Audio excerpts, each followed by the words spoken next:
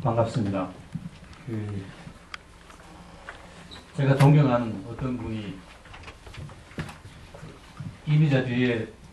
이미자라는 가수 뒤에 노래하는 가수는 아주 곤욕스럽더라, 뭐 이런 얘기를 한번 해주신 적이 있습니다. 조한규 선생님께서 말씀하셨다시피 김영수 선생님은 제가 평소에 존경하기도 하고 또 어려운 문제가 있으면 자문을 많이 구하는 그런 분 옆에서 같은 주제를 가지고 토론을 하려고 그러니 이미자 가수 뒤에 노래하는 가수처럼 상당히 좀 긴장되는 그런 느낌을 받습니다. 제가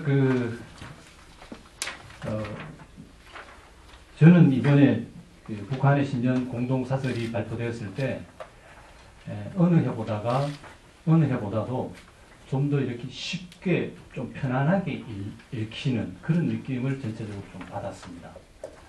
북한의 전통적인 표현이 뭐 아주 세게 하는 게 그게 특징인데 이번엔 좀 어떻게 보면 외교적으로 좀 부드럽게 표현한 그런 부분이 있었습니다.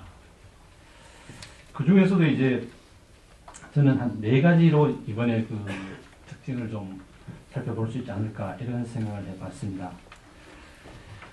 제가 1946년 북한의 첫 이 신년사를 발표하고 나서 작년까지 2009년까지 제목을 이렇게 김영수 선생님도 쭉 보셨다고 말씀하신 쭉 보니까 제목에서 인민생활이라고 표현되는 인민이 들어간 경우는 아주 이례적이었었습니다. 처음이었던 것 같습니다.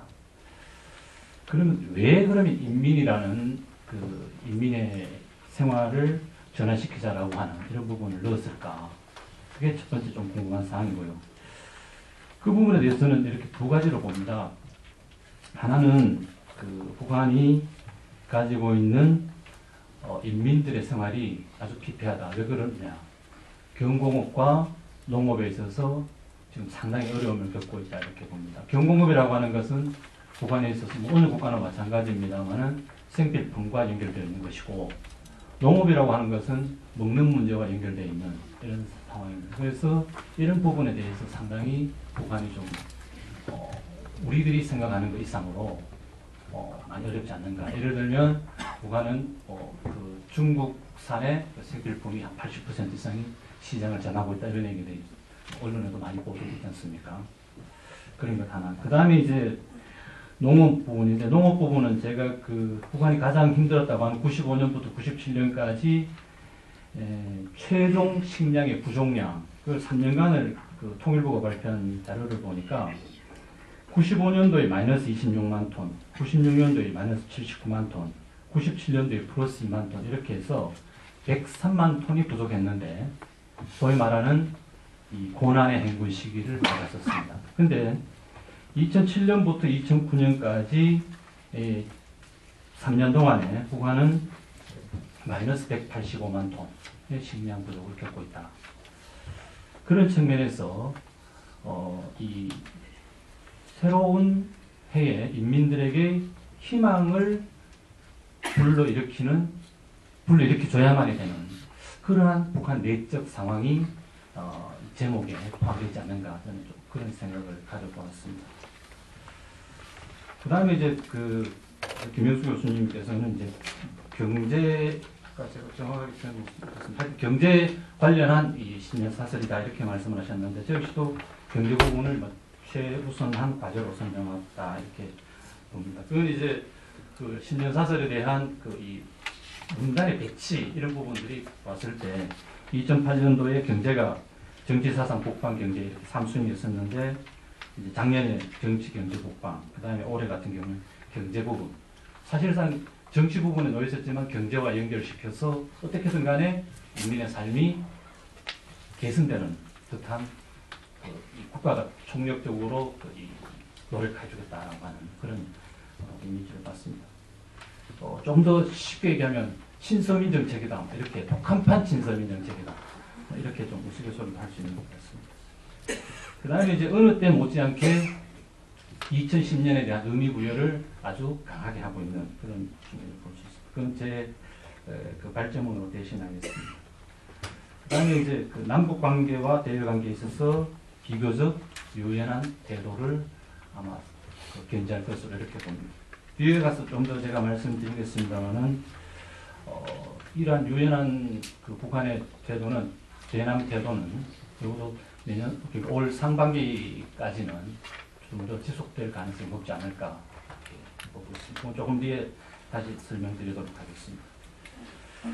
그다음에 이제 신년 공동사설의 주요 내용인데 이 부분은 그 김영수 교수님께서 상세하게 그 설명해 주셔서 이 부분은 생략하도록 하겠습니다.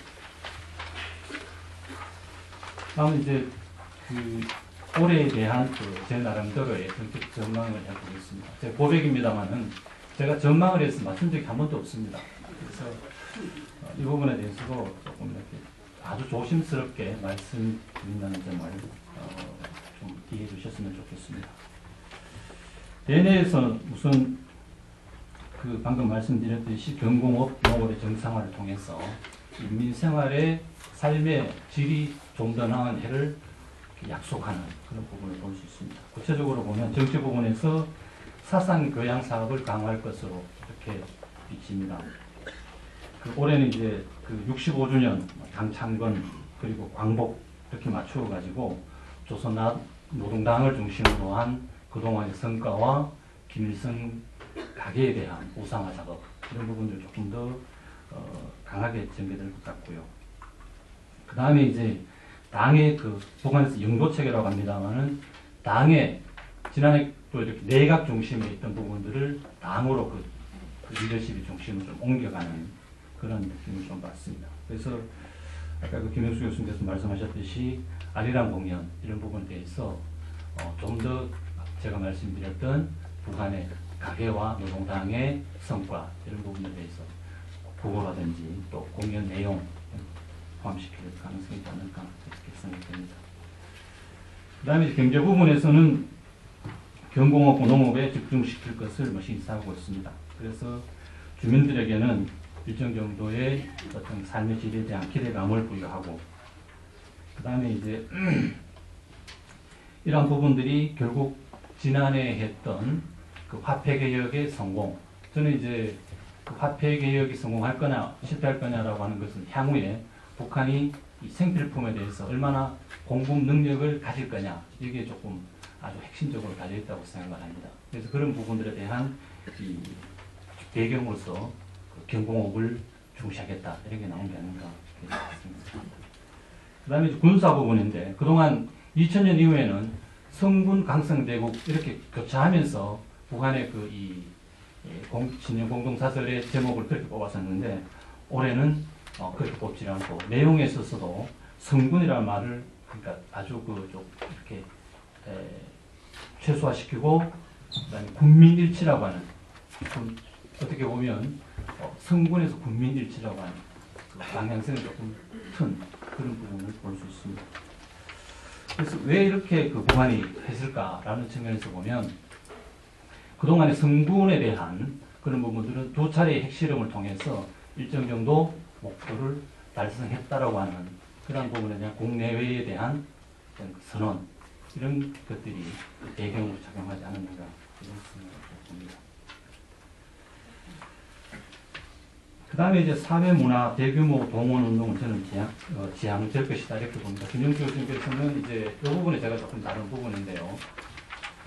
150일 전투, 100일 전투를 작년에 했다면 올해는 365일 동원체제로 가지 않겠냐 이렇게 보셨는데 제가 보기에는 작년에 150일 전투, 100일 전투를 하면서 작년 4월 중순부터 연말까지 실질적으로 북한 주민들은 동원 현장으로 내몰리는 상황에서 지금 상당히 심신이 피로해 있지 않을까 그런 생각이 됩니다. 그래서 직장 단위라든지 아니면 그 가족 그러니까 그 삶의 거처를 중심으로 한 동원 교육 이런 부분들은 가능하겠지만 대내적인 이런 그 100일 전투라 150일 전투 이런 전투 형태를 띈 동원 이런 부분들은 올해는 조금 이렇게 쉬어가는 해가 되지 않을까 저는 그렇게 좀 생각을 해봅니다. 이를테면 이제 저는 그 2009년도가 이제 동원에 대한 어떤 통치였다면 어떤 2010년 올해는 문화 통치 그래서 내용에도 보면 이제 그 저작